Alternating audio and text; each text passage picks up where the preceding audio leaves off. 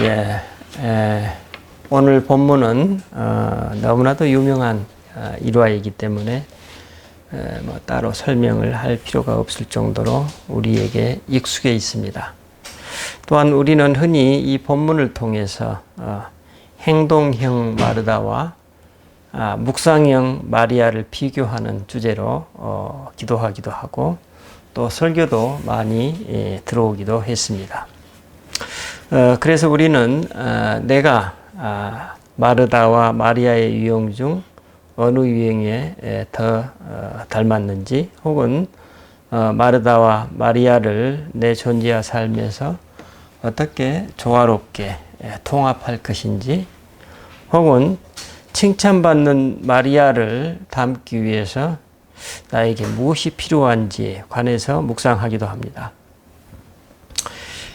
이와 같은 주제로 묵상하는 우리는 사실 이런 묵상을 통해 어느 한 가지의 시원한 응답을 경험하지 못할 때가 많습니다. 왜 그럴까요? 그것은 사람에 따라, 인품에 따라, 직분에 따라, 성별에 따라 각자의 입장과 형편이 다르기 때문입니다.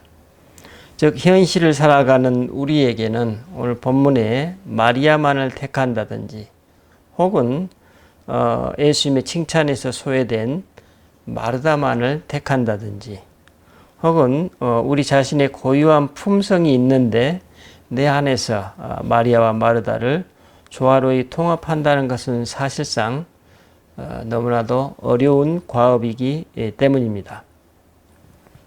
우리가 이처럼 어려운 상황에 처해 있는데 예수님은 오늘 본문 42절에서 몇 가지만 하든지 혹은 한 가지만이라도 족하니라. 마리아는 이 좋은 편을 택했으니 빼앗기지 않을 것이라고 결론 맺으십니다. 그렇다면 왜 이처럼 예수님은 우리 각자가 처한 입장과는 무관하게 마리아를 일방적으로 옹호하시는 듯한 말씀을 하시는 것일까요? 예수님 말씀은 이제 더 이상 과거의 지배를 받지 말라는 것으로 저는 이해합니다. 예전과는 달리 지금 새로운 세상이 열렸다는 것입니다. 사실 마르다는 먼저 그리스도를 영접하고 자기 집으로 영접하고 또 그리스도께서 자기 집에 찾아오셨음에도 불구하고 그리스도의 현존을 놓치고 있었기에 자기 과거의 지배를 받고 있었습니다. 마르다가 과거의 지배를 받고 있다는 것은 어떤 의미일까요? 오늘 본문이 전하고 있듯이 예수님을 집에 초대한 마르다는 손님을 초대했기 때문에 부엌에서 쉴 새 없이 음식을 준비하고 있었을 것입니다. 그런데 당연히 바쁜 상황의 언니를 도와야 할 마리아는 예수님의 발치에 앉아 그분의 말씀을 듣고 있었습니다. 마리아의 이런 한심한 모습에 언니 마르다는 몹시 화가 났을 것입니다. 이 자매가 힘을 합하여서 적어도 13명 이상이나 되는 성인 남성들의 음식을 준비해야 하는 상황임에도 동생 마리아는 이에 아랑곳하지 않고 태평하게 손님들과 함께 있었던 것입니다. 이에 마르다가 예수님과 제자들 그리고 동생 마리아가 있는 곳으로 나와 그들에게 말씀을 전하고 계시는 예수님께 불평하고 있습니다.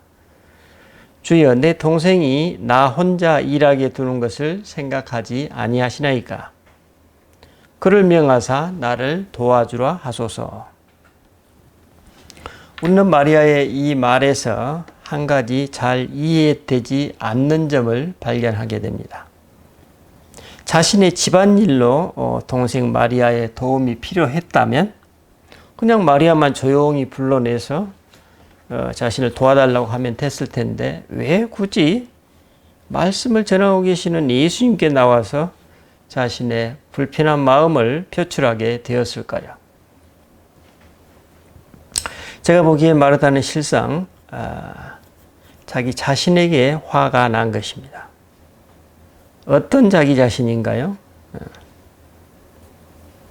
그렇습니다. 인정 욕구의 갈증을 느끼는 자기 자신입니다.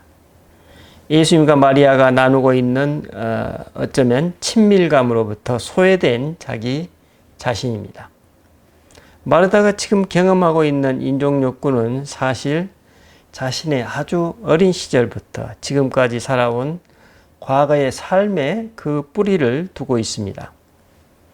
그러므로 사실 그녀는 그녀의 과거가 그녀의 현재를 지금 지배하고 있는 것입니다.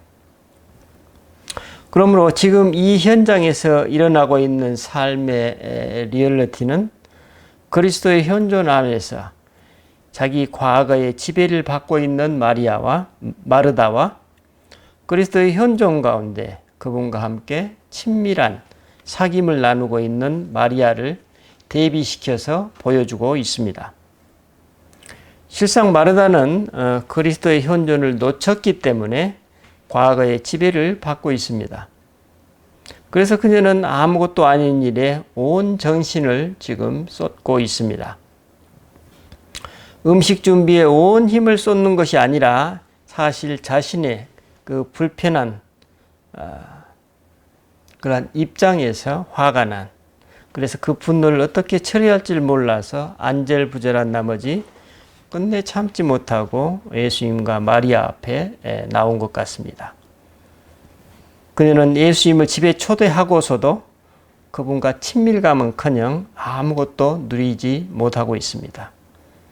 하지만 이 자리에 마리아는 어떻습니까? 마리아는 그리스도의 현존 앞에 머물며 지금 이 자리에서 하나님의 은총과 사랑을 가감없이 받아들이고 또 누리고 있습니다. 아마도 그녀는 여기에서 그치지 않고 지금 경험하고 있는 그리스도와의 친밀감을 통해서 이미 자신도 모르게 자신의 병들고 아픈 과거와 화해를 체험하고 있었을 것입니다. 그러니까 언니 마리아의 경우라면 어떻습니까?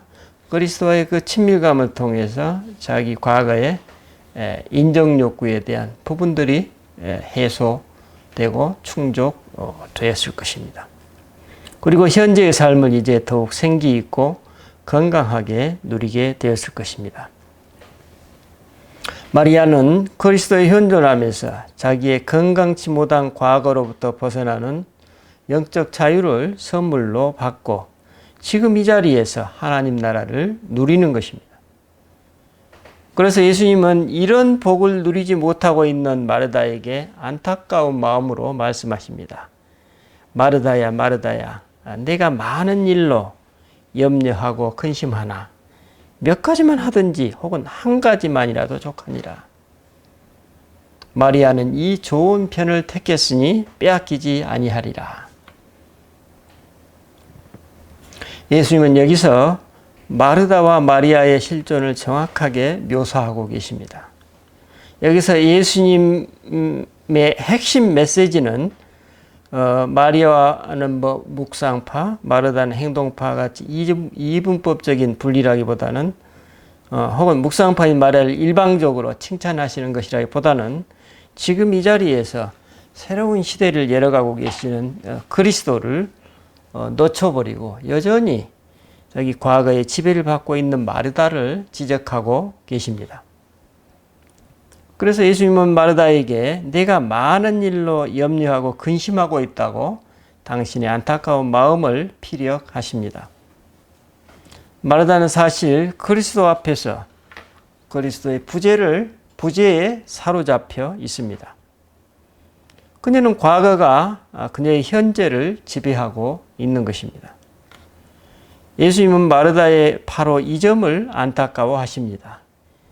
일이 먼저냐, 기도가 먼저냐의 문제가 아니라 지금 내 존재와 삶이 어느 영역, 즉 과거에 속해 있느냐 아니면 현재 나와 함께 하시는 하나님 나라에 속해 있느냐라는 질문입니다. 그래서 예수님은 마리아에 대한 묘사, 즉 한 가지만이라도 족하니라. 마리아는 이 좋은 편을 택하였으니 빼앗기지 아니하리라. 이 말씀을 통해 마르다가 지금 무엇이 문제인지, 어떤 것을 놓치고 있는지 일깨워주고 계십니다. 이처럼 마리아는 마르다와는 다르게 가장 중요한 한 가지를 지금 택했습니다. 그래서 마리아는 그 중요한 한 가지를 빼앗기지 않았습니다. 그 중요한 한 가지가 무엇입니까? 그렇습니다. 그리스도의 현존입니다. 하나님 나라입니다. 이 한 가지가 왜 중요합니까? 바로 그것이 그녀의 존재 가치와 삶의 의미를 제공해 주기 때문입니다. 여러분, 이 세상에서 가장 행복한 사람이 누구입니까? 부가 많은 사람입니까? 권력이 큰 사람입니까? 그건 바로 내 존재 가치와 삶의 의미를 발견하고 그것을 누리는 사람이 아니겠습니까? 바로 이런 삶을 소유한 사람이 가장 행복한 사람이라는 메시지입니다. 마리아는 오늘날로 치자면 하나님의 현존 가운데 일상을 살아가는 관상가였던 것입니다. 예수님은 여기서 마리아는 이 좋은 편을 택하였으니 빼앗기지 아니할 것이라고 말씀하십니다. 사실 마리아가 선택한 이 복은 누가 손에 쥐어줄 수도 또 빼앗아 갈 수도 없다는 것입니다. 오직 자기 자신의 의사에 따라 선택할 수 있고, 또 선택한 이 복은 또한 동시에 그 누구에게도 빼앗기지 않을 것이라는 진리입니다. 우리는 지금까지 마르다의 개인적 과거가 어떻게 현재의 삶을 붙잡고 있는지, 현재의 삶을 어떻게 혼란스럽게 만들어 놓고 있는지 살펴보았습니다. 이런 관점에서 보면 우리 안에 과연 마르다가 없는 사람이 있을까요? 예. 우리가 과거에 경험했던 어떤 아픔이나 고통이 오늘 현재 나의 존재와 삶에 영향을 미치지 않고 있다고 장담할 수 있는 사람이 누가 있겠습니까?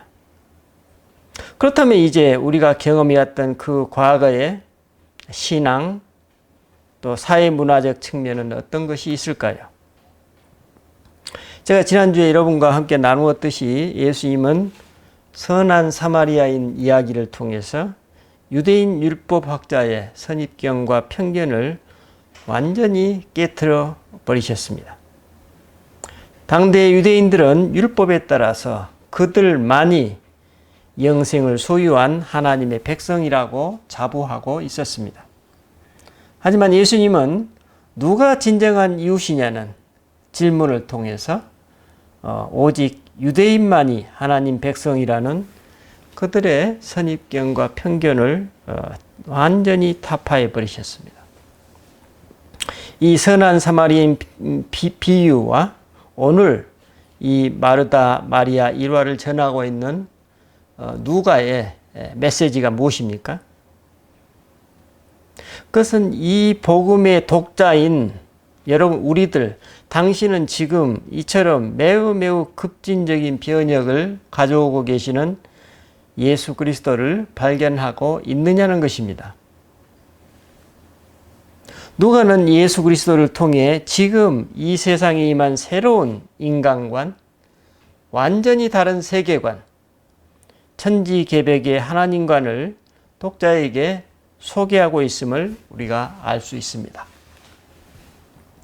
오늘 마르다 마리아의 일화 역시도 조금 전에 선한 사마리아인 이야기와 마찬가지로 완전히 다른 인간관, 기존의 관행을 타파하는 변혁적인 문화, 천지개벽의 하나님 나라를 지금 독자들에게 소개하고 있습니다. 누가에 따르면 예수님이 선한 사마리아인 이야기를 통해 하나님 백성의 경계를 완전히 무너뜨리셨듯이 오늘 본문의 이 마르다 마리아 일화를 통해서 개인뿐만 아니라 이제 사회, 문화, 종교의 영역까지도 과거에 매이지 말라는 메시지입니다. 왜 그렇습니까? 제가 예전 설교에서 언젠가 말씀드렸다시피 사실 오늘 마르다 마리아 이야기에서 핵심은 행위가 우선이냐 기도가 우선이냐라는 주제가 아닙니다. 남성들 사이에 끼어서 예수님의 발치에 앉아 있는 마리아의 분별 없는 행동이 여기서 중요한 주제였습니다. 우리나라 이조 시대에 그랬듯이 당시 이스라엘도 남자가 머무는 공간과 여자가 머무는 공간이 엄격하게 구분되어 있었다고 합니다. 그러므로 마리아는 지금 예수님의 발치에 앉아 당시 남녀 유별의 문화를 거스리는 행동을 하고 있는 것입니다. 거기에 더해서 사도행전 22장 3절에 보면 다소에서 사울이 가말리엘의 문화에서 조상들의 율법을 배웠다는 표현이 나옵니다. 여기서 가말리엘의 문화라는 말은 당시 사도 바울이 가말리엘의 발치에 앉았다라는 표현이라고 합니다.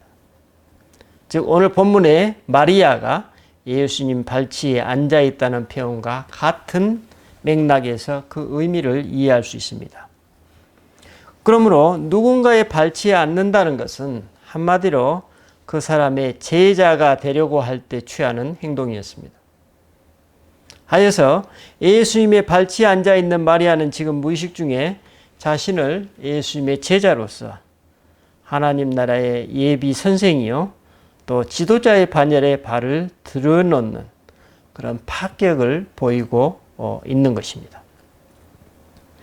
그래서 마리아는 당시 여성에 대한 사회문화적 금기를 깨고 있는 것입니다. 언니 마르다는 그 언니 마르다가 염려스러워하고 있는 이유가 바로 이와 같은 당시 예법에 어긋난 동생 마리아의 주제넘는 행동이었습니다. 마치 우리 그 조선시대 유교 문화에서 어느 양반집에 손님이 방문했는데 그 집의 딸이 예의 없게도 그 손님과 주변 어른들의 어쩌면 당시에 정치 담소에 끼어드는 것과 유사한 상황으로 볼 수 있습니다.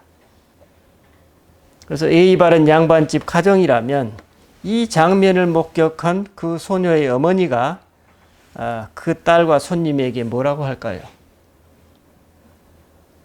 그렇습니다. 오늘 마르다가 예수님께, 동생이 아니라 예수님께 부적절한 행위를 질타하듯이 이 소녀의 어머니도 먼저 그 손님에게 아이를 제지해달라고 요청할 수 있을 것입니다. 그런데 예수님 바로 이런 상황과 맥락에 걸맞지 않게 기존의 종교 사회적 문화에 완전히 반하는 응답을 하십니다.